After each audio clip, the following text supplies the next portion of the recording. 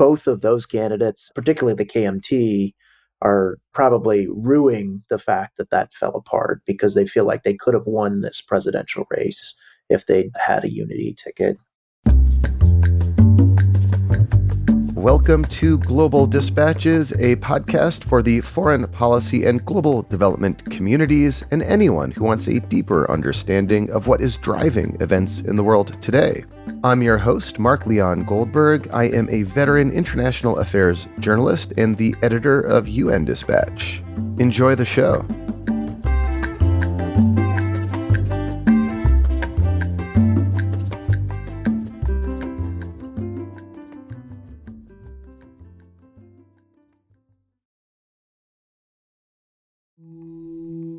Taiwan held elections last week for president and the legislature.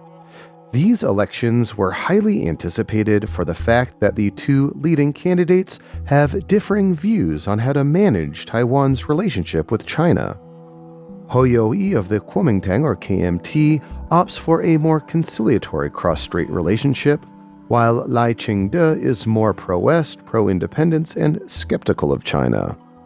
This year, a third-party insurgent candidate, Ko Wen-je, mounted a surprisingly successful campaign. In the end, Lai Ching-te of the ruling Democratic Progressive Party, or DPP, won with 40% of the vote to become Taiwan's next president.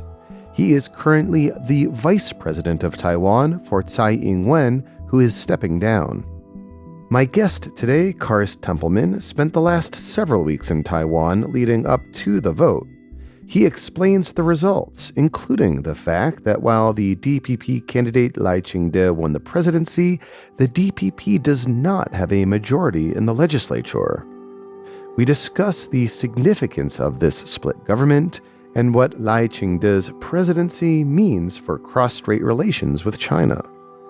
Kharis Templeman is Research Fellow at the Hoover Institution and the manager of the Project on Taiwan in the Indo-Pacific Region. He is also a lecturer at the Center for East Asian Studies at Stanford University.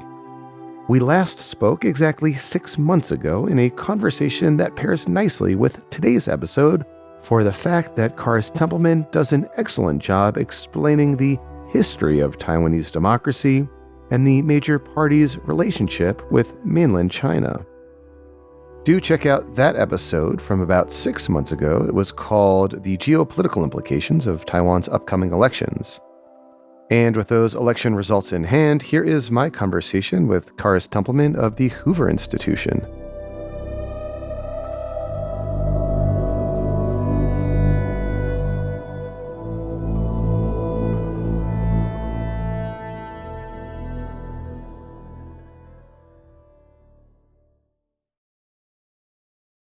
So, Kharis, thanks again for joining me. We spoke 6 months ago as the candidacy of the three main candidates became clear. So I know that you've been in Taiwan for most of the 3 weeks ahead of the vote last weekend. What was the mood, the vibe in Taiwan ahead of this vote?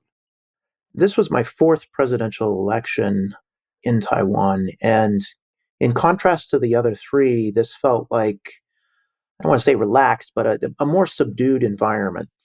None of the candidates was especially polarizing or inspiring to large swaths of the electorate. And so it felt like a lot of voters were trying to decide how to choose the best of a pretty mediocre set of candidates. That's interesting. That seems like a mirror image to how the rest of the world is viewing the elections with a lot of interest and trepidation and excitement. So that's just like an interesting dichotomy that within Taiwan, it was subdued, but outside of Taiwan, we were all kind of eagerly looking towards these results for all the obvious geopolitical reasons that we'll get into. That's right. Yeah. The contrast between the vibe in Taiwan and the vibe outside of Taiwan was really stark. And I think that's going to be a point I make repeatedly over the next few weeks, is that the Taiwanese themselves did not really see this as a choice between peace or war, or between autocracy or democracy. They saw this as another in a long line of elections where a lot of people were kind of tired of the ruling party, but not that excited about the main opposition. And in many cases, cast a protest vote for the third party candidate, Ko Wen-je. And so I would describe this as a split decision by the electorate to re-elect a DPP government, but to deny them a majority in the legislature. Was there sufficient exit polling to suggest to you why it was that among these three candidates, most voters preferred Lai Ching-te?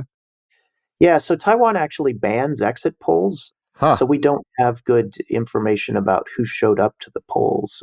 We do have a really extensive set of polls that were taken in the months before the election. And given how the election actually turned out, the polls, at least from some polling companies, really nailed the result, 10, 20, 30 days before. So those polls tell us, I think, something pretty accurate about who turned out to vote, what they cared about, who supported the third party candidates versus the other two. And we'll be digging into those certainly over the next few weeks. But as a preliminary result, I think young voters especially voted very differently from older voters in this election. And is Taiwan kind of like the United States in which young voters don't vote with great numbers compared to older voters? Their turnout numbers are a little bit down from older voters, but the turnout rate was higher than I had anticipated, and it was within 3 points of what it was in 2020, which we usually characterize as a very kind of high intensity polarized electorate. I suspect the youth vote actually turned out in pretty high numbers in this election.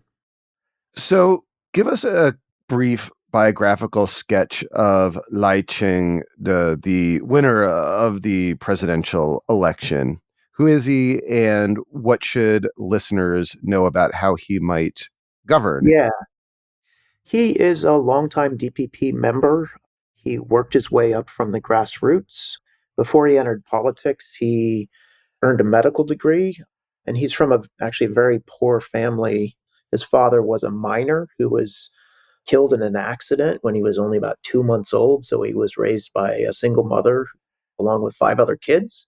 So that background is quite a bit different from Tsai Ing-wen's background. She is the youngest child of 11 children in a pretty well-to-do family. And she was a kind of outsider to the core DPP and came in when the party was at a low point and was a consensus candidate who rebuilt the party. Lai is very different in that he worked his way up through electoral politics, eventually became mayor of Tainan, which is a large city in southern Taiwan, and then became premier under Tsai Ing-wen, and then joined her on the ticket as vice president during her second term. And so he has a much longer period of party service, but then he's also associated with the deeper green wing of the party. So the part of the DPP that is more traditionally pro independence.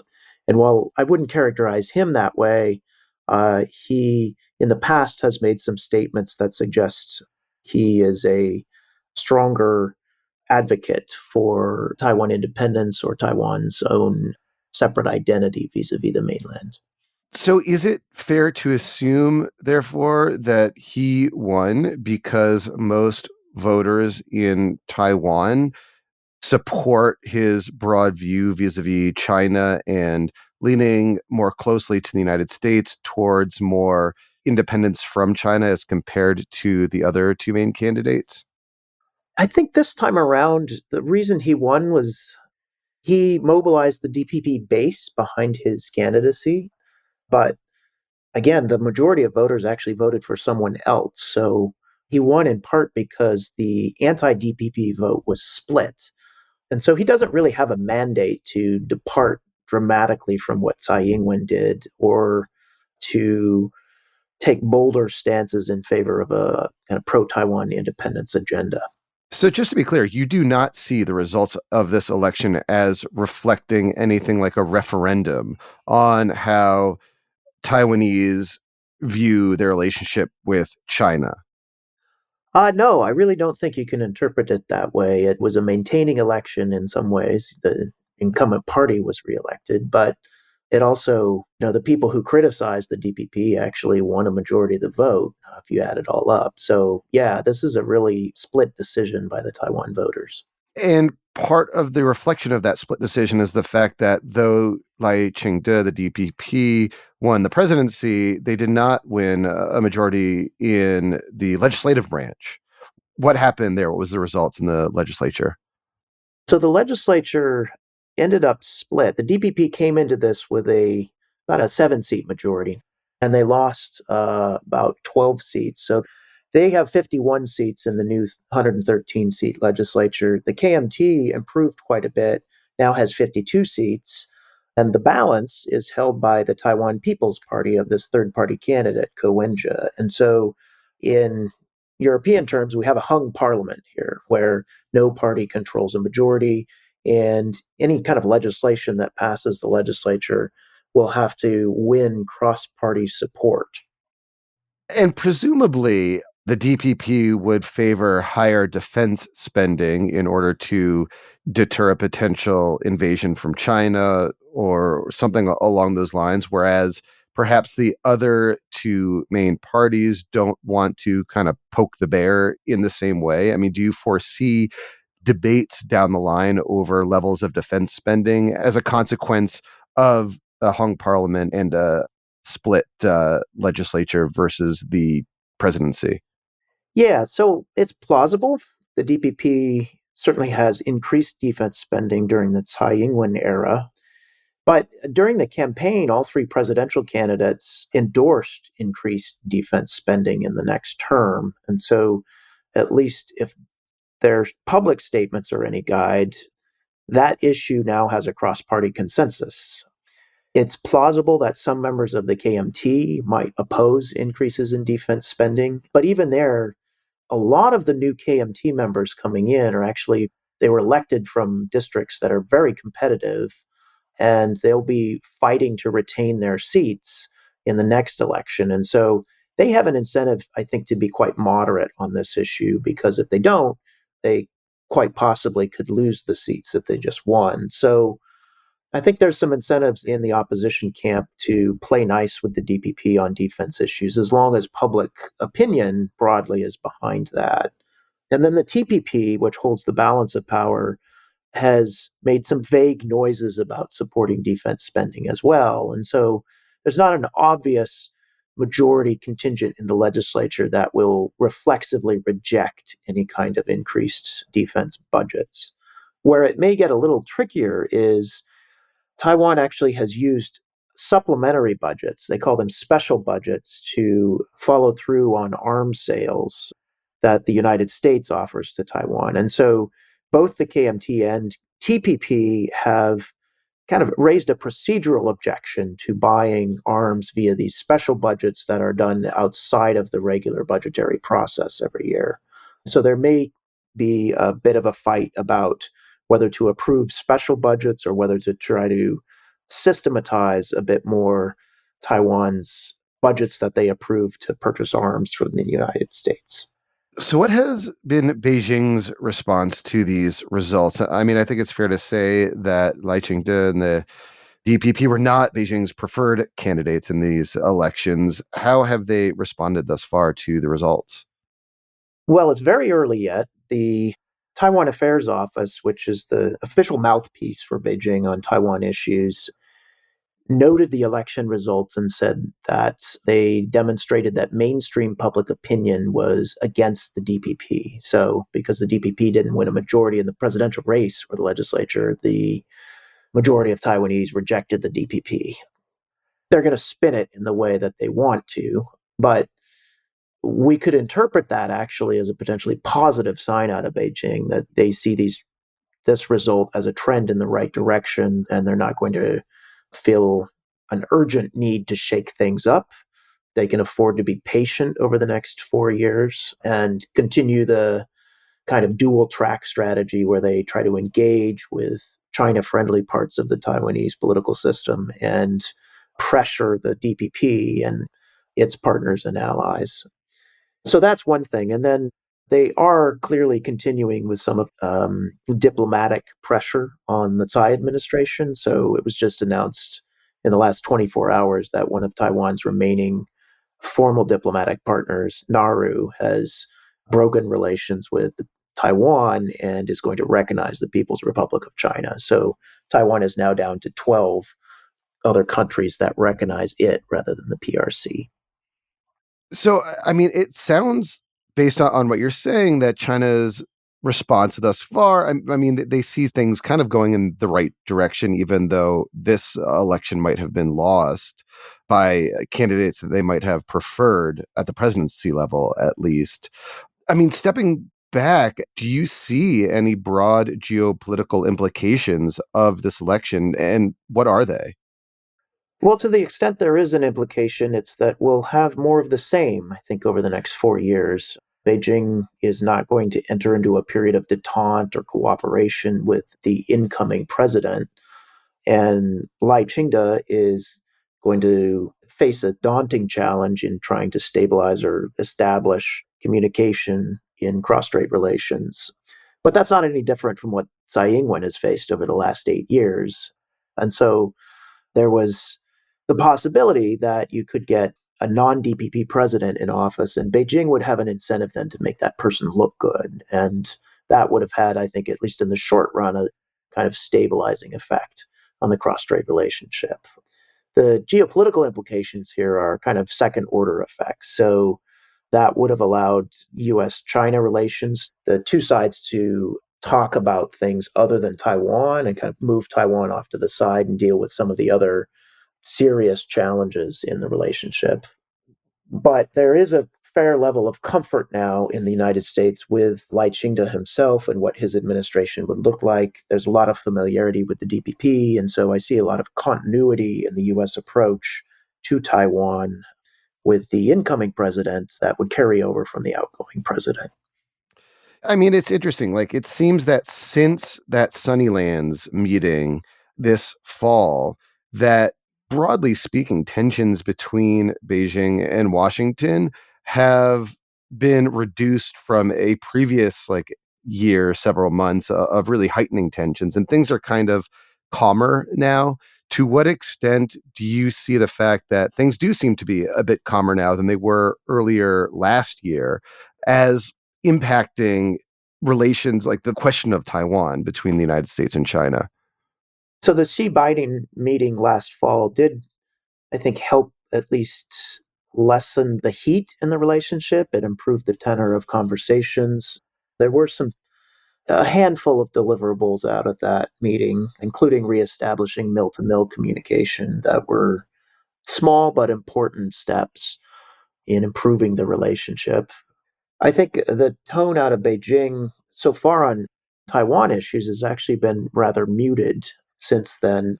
So, in terms of the Chinese approach to Taiwan elections, in the past, they've engaged in some kind of interference in the election campaign. In 2020, there was a very clear effort to mobilize support behind Han Kuo-yu, the candidate of the KMT. There's quite a bit of evidence that PRC-linked groups were trying to promote him on social media. This time around, there was some evidence of that and some evidence of attacks on the DPP, but the level didn't rise, in my estimation, to what we saw in 2020. And then Beijing also didn't ramp up military exercises before this election. They actually kept a pretty low profile, which I think on their part was smart. Their tendency in past election cycles is if they call a lot of attention to themselves, it tends to backfire and voters swing towards the candidate that they really don't like. And so, at least on Taiwan issues, they've kept a lower profile the last few months. So, looking ahead, are there any key dates on the calendar or policy decisions or choices that the new administration of Lai Ching-te will have to make that may have some important geopolitical implications? The first thing that happens now in Taiwan is the new legislature takes office. And Taiwan has this weird institutional quirk where the president has several months before he is inaugurated to succeed Tsai Ing-wen, but the legislature comes in much earlier on February 1st. There will be this gap between February 1st and May 20th where the legislature is actually controlled by the opposition, but Tsai Ing-wen is still the president. And that means that Tsai, not Lai, is going to be handling the administrative response to cross-strait pressure, while the legislature could potentially create some problems for her and the incoming administration. I don't know how that will play out. I do think it's probably a good thing from Lai's perspective that the KMT doesn't have a majority and that the TPP holds the balance of power, because the TPP doesn't have any real clear established positions on a lot of policy issues. And so they make the ideal bargaining partner. You can buy them off potentially because they don't have a whole lot of core values. So over the next few months, I think we'll see. Yeah, there are a lot of ways that this kind of points towards Taiwan just remaining or preserving the status quo in the cross-strait relationship and in domestic politics, at least until Lai comes into office. I mean, so bottom line, it really does seem like this was a very low-key election that won't rock many boats. Is that kind of your top line takeaway? Yeah, I think from Beijing's perspective, it's probably a missed opportunity. If the opposition had managed to put forward a unity ticket where they ran a single candidate, they had a decent chance of winning this election. And so they actually had that agreement in hand at one point, and then it fell apart a couple days before the registration deadline. So both of those candidates, particularly the KMT, are probably rueing the fact that that fell apart because they feel like they could have won this presidential race if they'd had a unity ticket. But generally, there isn't a big swing in the Taiwanese electorate away or toward any particular party here.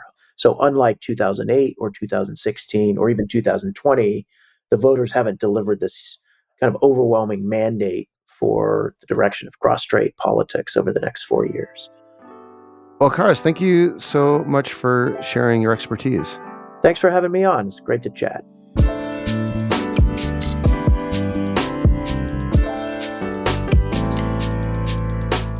Thanks for listening to Global Dispatches. The show is produced by me, Mark Leon Goldberg. It is edited and mixed by Levi Sharp. If you are listening on Apple Podcasts, make sure to follow the show and enable automatic downloads to get new episodes as soon as they're released. On Spotify, tap the bell icon to get a notification when we publish new episodes. And of course, please visit globaldispatches.org to get on our free mailing list, get in touch with me, and access our full archive. Thank you.